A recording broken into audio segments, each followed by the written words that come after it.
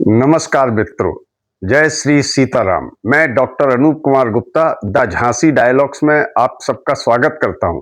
आज का विषय है कि भगवान श्री राम ने किष्किंधा के राजा सुग्रीव के ऊपर अपना क्रोध व्यक्त क्यों किया था। वस्तुतः इसका मूल कारण यह था कि भगवान राम की दृष्टि में सुग्रीव ने अपने मित्रता धर्म का वचन नहीं निभाया था, और मित्रता धर्म यह था कि सिंहासन पर बैठने के बाद सुग्रीव माता सीता की खोज करने में भगवान श्री राम की मदद करेगा। वस्तुतः हुआ यह था कि एक बार सुग्रीव और भगवान राम के बीच में आपस में मित्रता की स्थापना हुई। उस मित्रता की स्थापना में मुख्य शर्त यह थी कि भगवान श्री राम बाली का वध करेंगे एवं सुग्रीव जब किष्किंधा का राजा बन जाएगा तो वह माता सीता की खोज करेगा। भगवान श्री राम के द्वारा बाली का वध किए जाने के बाद सुग्रीव किष्किंधा राज्य का राजा बन गया एवं बाली का पुत्र अंगद किष्किंधा राज्य का युवराज बनाया गया। उसके बाद भगवान प्रश्रवण गिरी पर्वत पर निवास करने लगे एवं सुग्रीव जो है किष्किंधा राज्य में जाकर रहने लगा। उस समय जो है वर्षा ऋतु चल रही थी, तो भगवान श्री राम ने कहा 4 माह बाद जब वर्षा ऋतु समाप्त हो जाएगी फिर माता सीता की खोज का उद्यम शुरू करना। उस प्रकार भगवान श्री राम प्रश्रवणगिरी पर्वत पर लक्ष्मण जी के साथ रहने लगे। उस समय 4 महीने में उस गिरी पर्वत पर रहने के दौरान भगवान श्री राम ने लक्ष्मण को धर्म और नीति का ज्ञान एवं उपदेश दिया था। वस्तुतः वह बरसात में भगवान श्री राम को माता सीता का विरह उनकी याद बहुत आ रही थी, जिसके कारण वर्षा ऋतु के वह 4 मास काटना बहुत मुश्किल हो रहे थे। लेकिन लक्ष्मण जी ने भगवान राम को समझाया किसी तरह ये 4 माह बिताइए, और फिर 4 माह बीतने के बाद जब शरद ऋतु का आगमन होगा तो उस समय माता सीता की खोज की जाएगी एवं शत्रु का नाश किया जाएगा। लेकिन 4 माह बीतने के बाद भी सुग्रीव की तरफ से किसी भी प्रकार की माता सीता की खोज करने का कोई संकेत जब प्राप्त नहीं होता है तो भगवान के मन में क्षोभ प्राप्त होता है। माता सीता के विरह में भगवान राम वैसे ही दुखी थे, किंतु वर्षा ऋतु बीत जा रही थी, वर्षा ऋतु बीत चुकी थी, लेकिन सुग्रीव की ओर से सीता की खोज के संबंध में किसी भी प्रकार की पहल करने का अब तक कोई संकेत या सूचना प्राप्त नहीं हुई थी। वस्तुतः भगवान राम की दृष्टि में यह सुग्रीव के द्वारा मित्रता के रूप में दिए गए वचन का उल्लंघन था। आज की भाषा में कहें तो यह भगवान राम की नजर में आपस की जो बाइलैटरल ट्रीटी थी, उस ट्रीटी की ऑपरेशनल क्लॉज का एक वायलेशन था, और भगवान राम की नजर में यह वायलेशन, यह उल्लंघन बहुत ही गंभीर था। वस्तुतः भगवान राम की नजर में कि सुग्रीव ने राज्य को प्राप्त कर लिया, कोष को प्राप्त कर लिया, पुर को प्राप्त कर लिया और स्त्री और अपनी नारी को प्राप्त कर लिया, तो वह मेरी सुध भूल गया है। भगवान राम का मन में विचार आया कि अपना कार्य होने के बाद, किष्किंधा राज्य में राज्य प्राप्त करने के बाद सुग्रीव ने मेरा कार्य भुला दिया है। इस संबंध में मानस में लिखा है कि सुग्रीव बहु सुधि मोह विसारी, पावा राजकोषपुर नारी। तो यह स्थिति भगवान राम के मन में बहुत क्षोभ पैदा कर रही थी। इसलिए भगवान राम के मन में विचार आया कि वह क्या उपाय करें। उनके मन में सुग्रीव के प्रति बहुत क्रोध आया, तो उन्होंने लक्ष्मण से कहा कि जेह सायक मारा मैं बाली, तेहि सर मूढ़ हतों कहो काली। भगवान राम ने लक्ष्मण से कहा कि जिस प्रकार मैंने बाली का वध किया था, तुम उससे जाकर कहो कि उसी प्रकार मैं तुम्हारा भी वध करूंगा। भगवान राम सुग्रीव को श्री लक्ष्मण के माध्यम से यह संदेश देना चाह रहे थे कि यदि तुम मेरा काम नहीं करते हो तो तुमको भी बाली की तरह दंड दिया जा सकता है। भगवान राम यहाँ पर एक तरह से बल के प्रयोग की धमकी देने का संदेश श्री लक्ष्मण जी के माध्यम से किष्किंधा में सुग्रीव को देना चाह रहे थे, लेकिन भगवान श्री राम को दुखी एवं क्रोधित देखकर लक्ष्मण के मन में भी सुग्रीव के प्रति बहुत क्रोध आया। लक्ष्मण ने भगवान राम से कहा कि मैं आज ही जाकर सुग्रीव का वध कर देता हूं, और सुग्रीव का वध करने के बाद अंगद को किष्किंधा का राजा बनाकर फिर सीता की खोज की जाएगी। तुलसीदास कहते हैं कि लक्ष्मण क्रोध बंत प्रभु जाना, और धनुष चढ़ाई गहे कर बाना। लक्ष्मण ने भगवान को जब क्रोध में देखा तो हाथ में धनुष ले लिया और बाण को चढ़ा लिया, और बहुत ही क्रोध में उन्होंने पुनः दोहराया कि मैं सुग्रीव का आज जाकर वध कर देता हूं। इस प्रकार यहाँ पर बहुत गहराई से, बहुत सूक्ष्मता से देखें तो भगवान राम और श्री लक्ष्मण जी के दृष्टिकोण में एक अंतर देखने को मिलता है। सुग्रीव के प्रति दोनों का दृष्टिकोण अलग अलग था। भगवान राम जहां लक्ष्मण से कह रहे थे कि सुग्रीव को बल के प्रयोग की धमकी देने का संदेश दो, वहीं लक्ष्मण सीधे सीधे सुग्रीव के खिलाफ बल का प्रयोग करने की बात कर रहे थे। इस प्रकार से आज की भाषा में कहें तो भगवान राम जहां कोअर्सिव डिप्लोमेसी के पक्षधर थे, वह डिप्लोमेसी की बात कर रहे थे, वह राजनयिक संदेश देना चाह रहे थे, लेकिन उस राजनयिक संदेश के पीछे बल प्रयोग की धमकी थी। वस्तुतः बल का एक्चुअल प्रयोग करने की बात नहीं कह रहे थे भगवान राम। भगवान राम चाह रहे थे कि किसी तरह धमकी देकर के सुग्रीव को डरा दिया जाए, लेकिन इस भगवान राम के इस भाव को लक्ष्मण ने कुछ दूसरे ढंग से ग्रहण किया, और वह वस्तुतः वास्तव में बल के प्रयोग करने की बात भगवान श्री राम से करते हैं। यह विषय वस्तुतः जहां एक और भगवान राम कोअर्सिव डिप्लोमेसी का दृष्टिकोण अपनाते हैं, तो वहीं पर लक्ष्मण जी बल का प्रयोग करने का दृष्टिकोण अपनाते हैं। यह देखा जाए तो एक तरह से कोअर्सिव डिप्लोमेसी बनाम यूज ऑफ फोर्स का मामला था, लेकिन भगवान राम श्री लक्ष्मण जी को समझाते हैं कि हे भ्राता, सुग्रीव को अपना मित्र मानता हूं मैं, और उसके खिलाफ बल का प्रयोग नहीं करना है। मित्र का वध करना किसी भी प्रकार उचित नहीं है। तुम तो बस केवल किष्किंधापुरी जाओ और सुग्रीव को मेरा संदेश दो, और उस संदेश में थोड़ी सी धमकी भी हो। इस संबंध में तुलसीदास कहते हैं कि भय दिखाई ले आ बहू तात सखा सुग्रीव।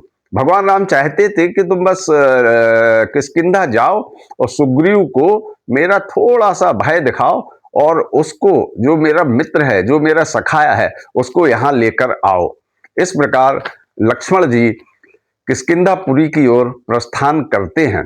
लेकिन वहीं दूसरी ओर किष्किंधा में इस समय क्या चल रहा था? वस्तुतः किष्किंधा में इसी समय, ठीक उसी समय, साइमल्टेनियसली हनुमान जी के मन में विचार आया कि वर्षा ऋतु बीत गई है, शरद ऋतु का आगमन हो गया है, लेकिन सुग्रीव ने भगवान राम के काज की सुधि विसार दी है। हनुमान जी चाहते थे कि जैसा कि मित्रता में तय किया गया है कि वर्षा ऋतु के बीत जाने के बाद और शरद ऋतु के शुरू होने के बाद सुग्रीव माता सीता की खोज करेंगे कि आखिर वह कहाँ हैं, उनका हरण करके कौन ले गया है, और वह स्थान जहां पर माता सीता को रखा है रावण ने, वह स्थान कहाँ है। यह मन में विचार करते हुए हनुमान जी ने यह भी सोचा कि सुग्रीव जो है भोग विलास में लिप्त हो गए हैं, सुग्रीव जो है एक तरह से सुध भूल गए हैं, सुग्रीव जो है राज रंग में व्यस्त हो गए हैं, और अपना राज काज भी उन्होंने मंत्रियों के भरोसे छोड़ दिया है। हालांकि वे मंत्री किसी भी प्रकार से राज्य के कार्य को बहुत गंभीरता पूर्वक कर रहे थे, और राज्य के कार्य में किसी प्रकार की हानि नहीं हो रही थी। मन में यह सब सोचते हुए हनुमान जी ने निर्णय लिया कि वह सुग्रीव के पास जाकर के प्रार्थना और निवेदन करेंगे। सुग्रीव के समक्ष जाकर हनुमान जी ने करबद्ध निवेदन कर बहुत ही सुंदर भाषा में सुग्रीव को अपने मन की बात बताई। यहाँ पर वाल्मीकि जी कहते हैं कि भगवान हनुमान जी महाराज वस्तुतः सभी सिद्धांतों के ज्ञाता थे। उनको इस बात का ज्ञान था कि कब क्या कहना चाहिए, कब क्या नहीं कहना चाहिए। हनुमान जी को इस बात का भी ज्ञान था कि कब क्या करने योग्य है, कब क्या करने योग्य नहीं है। इन्हीं सब बातों को विचार में रखकर हनुमान जी महाराज सुग्रीव से कहते हैं कि वर्षा ऋतु बीत गई है, शरद ऋतु का आगमन हो गया है। अब आपको माता सीता की खोज संबंधी कार्य शुरू कर देना चाहिए। मित्रता धर्म में यह बहुत जरूरी है।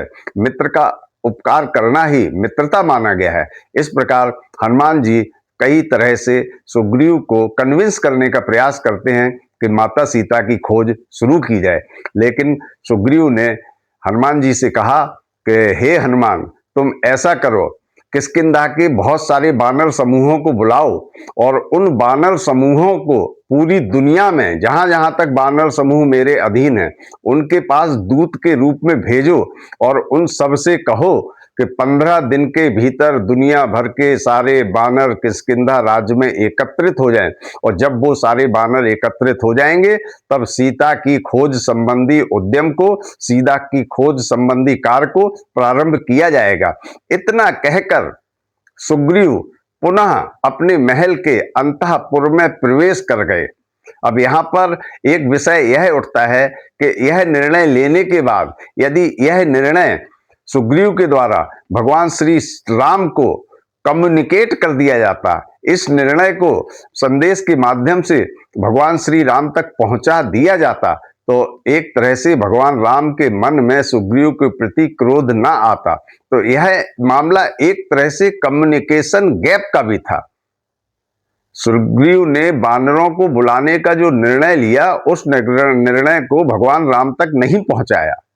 इसी कारण भगवान राम के मन में यह था कि सुग्रीव कुछ कर ही नहीं रहे हैं, सुग्रीव ने मेरी सुधि भुला दी है, सुग्रीव ने सीता विषय खोज के विषय में कोई कार्य नहीं किया है, सुग्रीव मित्रता धर्म का उल्लंघन कर रहे हैं, सुग्रीव एक तरह से बाइलैटरल ट्रीटी का उल्लंघन कर रहे हैं।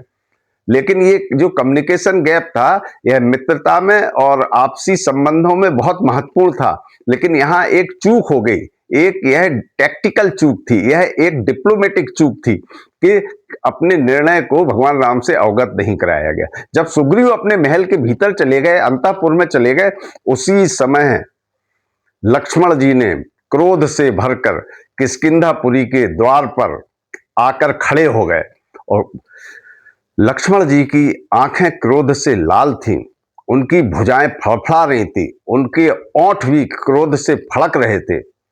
लक्ष्मण जी को क्रोध में देखकर वहां के सारे बानर डर गए और किसी तरह सबने सुग्रीव के समक्ष यह संदेश पहुंचाया कि लक्ष्मण जी भगवान राम के छोटे भाई बहुत ही क्रोध में किष्किंधापुरी के द्वार पर डटे हुए हैं। उसके बाद अंगद जी आते हैं और अंगद जो है लक्ष्मण जी समक्ष हाथ जोड़कर विनती करते हैं। तब लक्ष्मण उनसे कहते हैं कि तुम डरो मत, तुमको अभय है, तुमको किसी भी प्रकार की डरने की जरूरत नहीं है। लक्ष्मण जी यहाँ पर बहुत ही संयम से, बहुत ही शिष्ट भाषा का प्रयोग करते हैं।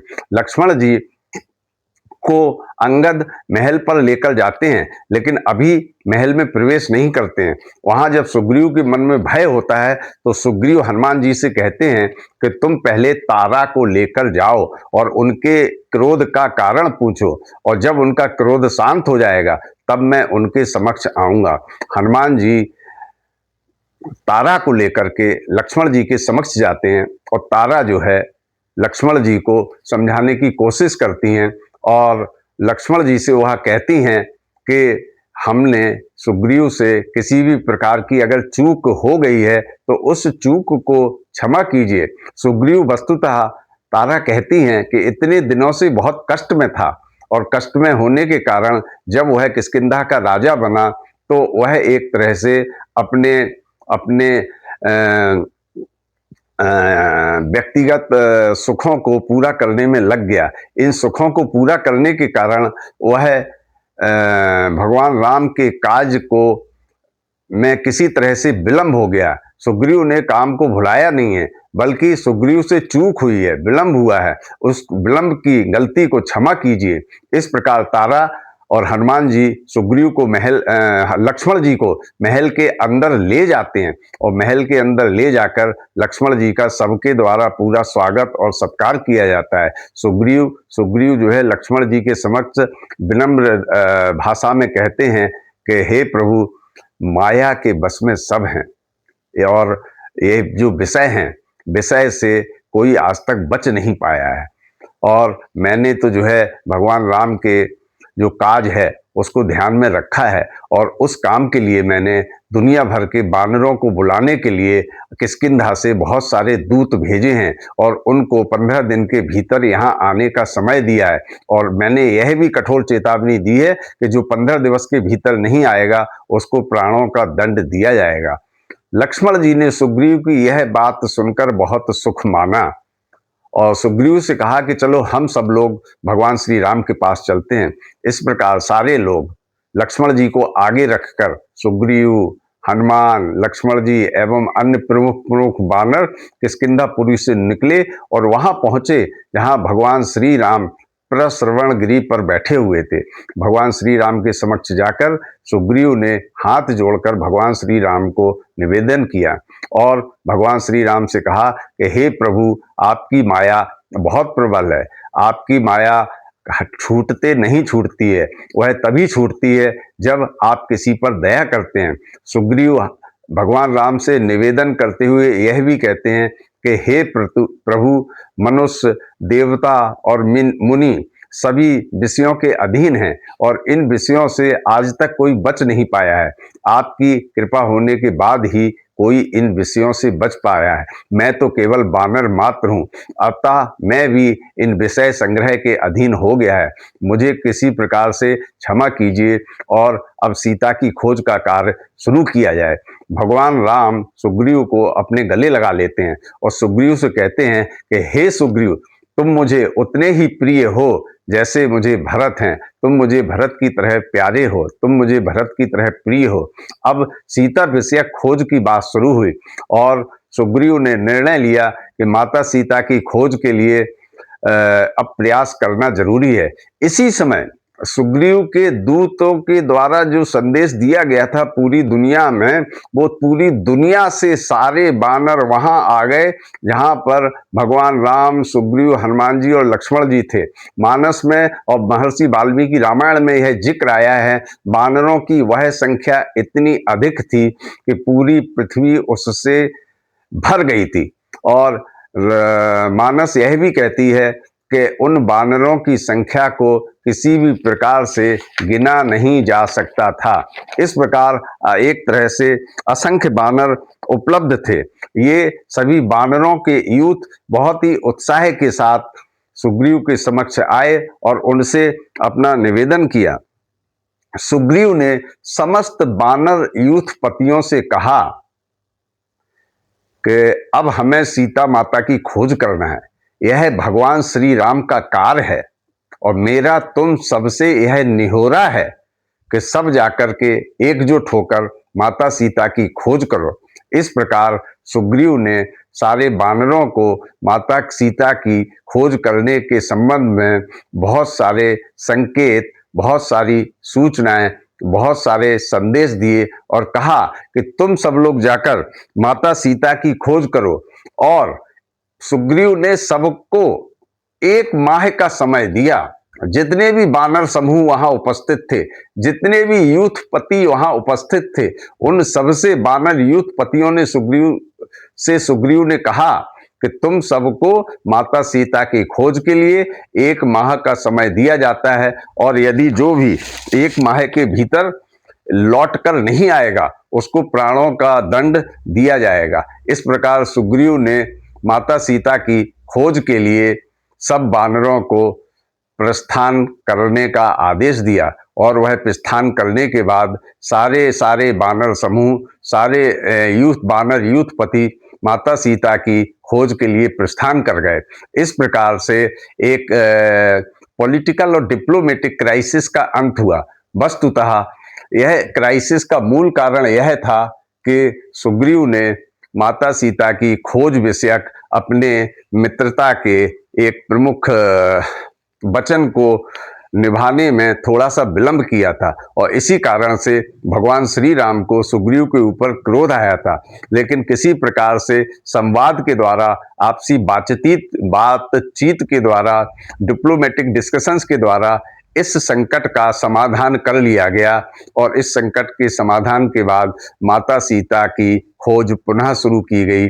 भगवान राम सुग्रीव से संतुष्ट हुए और सुग्रीव और राम ने आपस में मिलकर माता सीता की खोज का निर्णय लिया और उस पर अमल करने के लिए विभिन्न वानर समूहों को विभिन्न दिशा में भेजा गया। जय श्री सीताराम, जय श्री सीताराम। यदि आपको मेरा चैनल पसंद आए, मेरी बात पसंद आए, तो इस चैनल को सब्सक्राइब करिए, लाइक करिए, कमेंट करिए और शेयर कीजिए। जय श्री सीताराम, जय श्री सीताराम। Thank you.